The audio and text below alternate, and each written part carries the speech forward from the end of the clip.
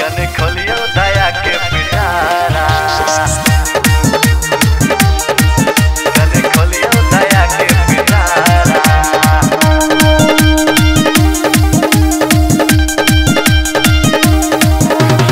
एले सावन के महीना नाचे छे शिव के दीवाना, कांवरिया के टोले बना के देवघर भैले रवाना।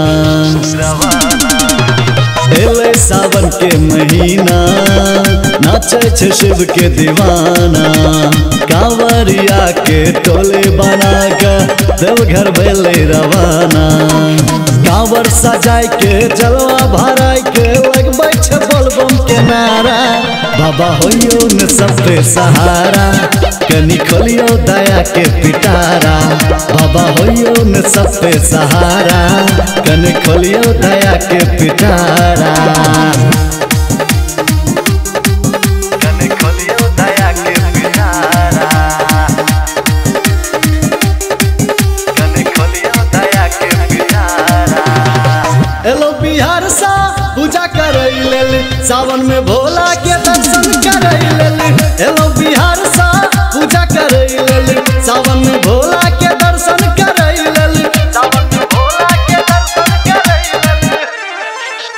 फुलवा चढ़ाई बेलपत्र चढ़ाई के मंगले बेलल न जोड़ा, बाबा होइयो न सब पे सहारा, कनी खोलियो दया के पिटारा।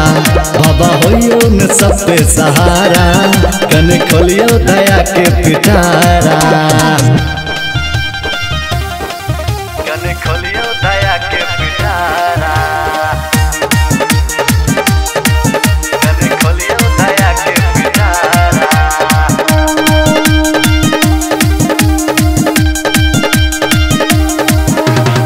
बाबा के महिमा गम अपार छे, भक्त जन ले खुजल भंडार छे।